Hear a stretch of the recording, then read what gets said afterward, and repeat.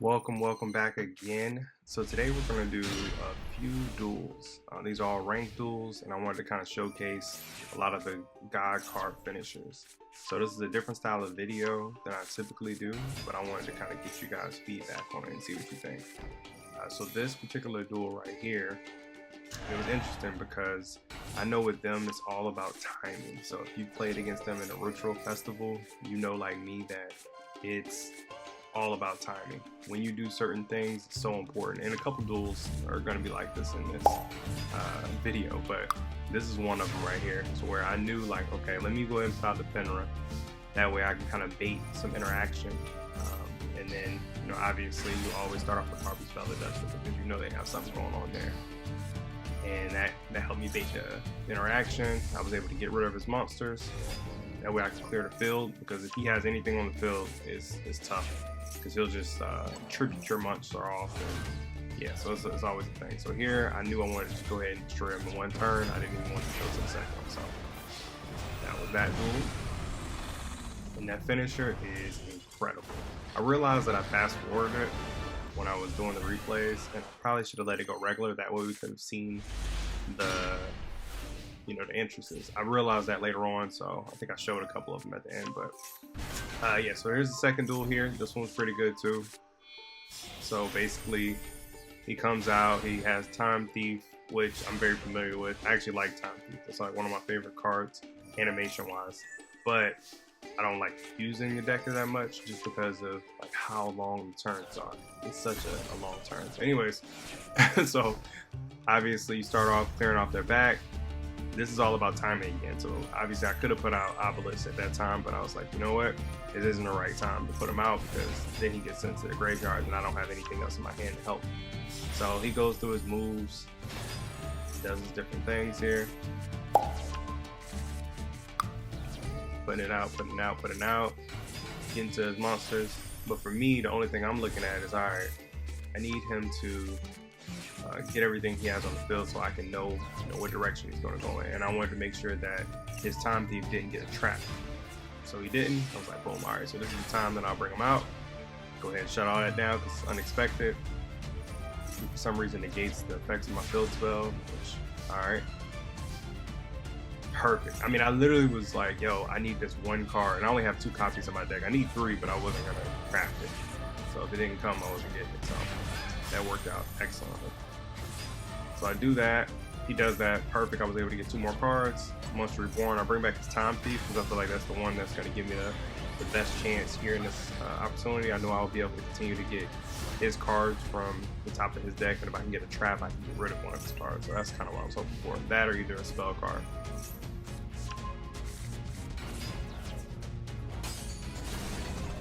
Alright, so I knocked that out. I know I'm going to get mine back. So I wish I had like another god card in my hand. I wanted to bring out Slifer in this duel. This was actually my goal, but it just didn't work out that way. So I'll do that. Bring up my Winged Dragon Raw, and I have just enough points to finish it out. Alright, so let's jump over to Duel 3. Alright, I think this is Kashtira. I put it down. I should have checked out their deck profile before I did this, but hey, it is what it is. These are all ranked duels. Bring out my Fenra. Obviously, like I said, so I can get some interaction. I try to put it in attack mode if I really don't want my spells to get destroyed, because I know that they're going to probably have like lightning storm or something. So yeah, he does that. So my goal now is to try to destroy all his spells and traps. He stops it, but fortunately for me, he puts his life points down really low. This just comes from me not being a Kashtira player. Like I don't want to say I would never, because I said that about something else and I ended up doing it. But I don't foresee myself actually using Kashtira like that. So he tries to attack again. I go ahead and get rid of both of the cards. I didn't do it before because I wanted to see if he put something else out for me to get rid of both of his cards and keep mine, but he didn't. So do that, and then get the perfect card. Harpy's Feather Duster. And this is just a pro tip: never play into any column where a spell is, because I could have got imperm if I would have played into that column. So I always play outside of that. Perfect card. Didn't waste any time. that finisher is. I think they have Obelisk has the best finisher. He's like my favorite one out of all of them. And I have like 3 copies of him somehow, so hey, I'll take it. Now this is the one that kind of annoyed me, honestly, because I felt like after all the nonsense and shenanigans that these Dino players put you through, that he should have stayed for the ending. You know what I mean? But obviously he's just in it for a quick win, not for the actual duel itself. This could have been like a good duel where like, yo, it's great interaction. This is another one where it's all about timing. So I have certain moves that I could have made, but I said, nah, I'm not gonna do it. I'm gonna wait. So for that, for example, I waited, and that worked out. He didn't play it, so he had one misplay. Another misplay I had was that I put the field spell down too quickly. I should have kept that, but it is what it is. So I could have summoned Obelisk this turn, but I said, no, I'm gonna wait because, again, timing. I want to see what he has going on. He brings out some stuff. I go ahead and take that attack because I understand he has a lot in the back row and that's not all I have to worry about, so I don't want to put my only thing out. And then I ended up getting another one of these, so I'm like, okay, let's see what he does.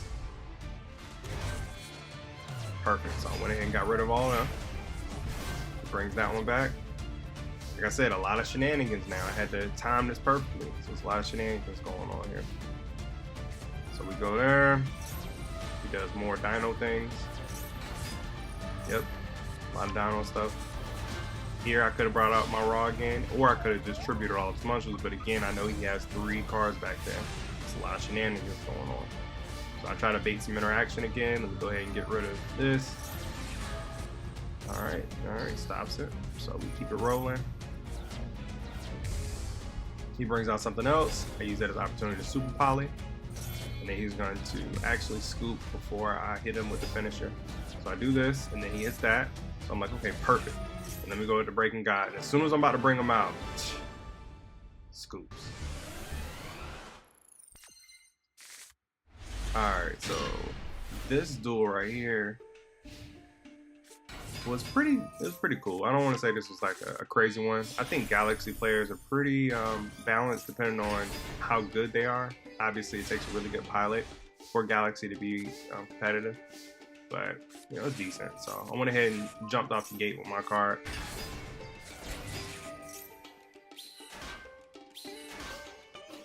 And I go ahead and destroy his card, and then I'll go ahead and tribute mine so I can bring another one of these metal reflect slimes. Are you taking notes? Make sure you taking notes, man. Try not to burn out all your resources all at the same time. Yep, I'm glad they didn't do piercing damage. I made it a little balanced, so obviously I waited to bring mines out because I didn't know what he had, so I'm gonna bring my Aqua Monster out. Egyptian God Slime. Alright, so another time I'm trying to bring Raw out. He stops it. Cool. So I could have just attacked here, but I was like, that doesn't make any sense. I'm just gonna wait until he attacks me next turn. That way I preserve some life points and put him down to 0 as far as his attack. Alright, so we get that done. Bring up my Fenrir. This card is really broken, guys. Because I mean, you can just kind of make a splash away any deck and wait for it to get pretty much completely banned, and then I'll just go ahead and capitalize on those extra points they'll give you based off of it. So he brings out his was it Palooza? I probably butchered that name, but yeah, I know what I'm talking about. I only moved in attack position because I was trying to get triple tactics to work, but it didn't. So a Baguska. Alright, so he brings out them, but fortunately for me, he activated a card that wouldn't allow him to attack.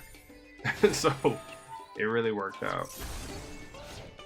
Yeah, his battle phase was skipped due to his card's effect, so I was like, that is perfect. I am going to bring out my Fenrir. I'm going to tribute everything, and I'm just going to hit him directly with my Slifer. Now, this is the one I was really waiting for, so I did a few duels until I got Slifer out, because I only had 1 copy of Slifer. And again, I wasn't crafting it, so, you know, hey, it is what it is. So we go here, and we go in for another attack. Boom, knock him out, knock him out.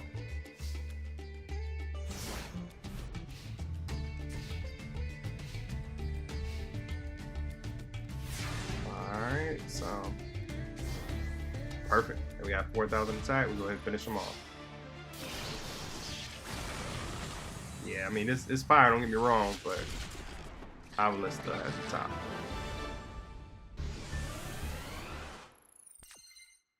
Alright, so this is our 6th duel. This is a Nurse Burn deck. We actually end up coming back at the last minute here. So, spoilers.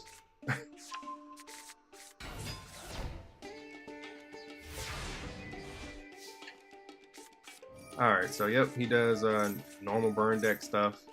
Burns me for 6,000. Here I ended up going with the trap instead of the monster because I wanted to use Super Poly.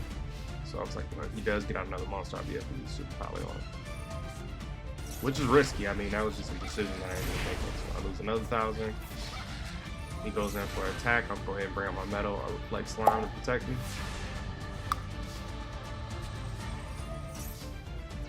Fortunately here he picks XYZ. I don't have any XYZ monsters in my deck. And neither does he, so neither one of us lose points. So I ended up coming off top with that. But here, I didn't have to do this, but I was just like, yeah, we're going here. We're gonna try to go ahead and get as much damage this turn as possible. So next turn I can bring out Obelisk. If he doesn't get anything, that's gonna burn me. Which, fortunately for me, did. So we come here. I had an option here. I could have went with another Raw, but I really want another Obelisk finish, I think, on this one. You know what? I think I'm wrong. I think I actually want a Raw. Yep. No, I want Obelisk. I want Obelisk. Okay, cool. I almost forgot. Alright, so yeah. We'll go ahead and finish them out. And I took off the speed up so we can see the animation on Obelisk on that one. So that was one of the things. I finally did that on the other ones, but let's look at the deck list here. So you see some Max C's, Reflector, Slime, Fenrir, Obelisk. I had 3 of those. Slifer, Winged Dragon of Raw, 2 Spears. We got Harpies, Lightning Storm, Ancient Chant, Triple Tactics, Super Poly. So yeah, pretty decent lineup. I didn't have like a ton of success. I was able to go up 1 rank in Platinum, so I'm in Platinum basically between 5, 4, and 3. That's kind of where I'm staying with this deck. I win some, then I lose a bunch, and I win some. It kind of depends on what cards you get, but y'all hold it down.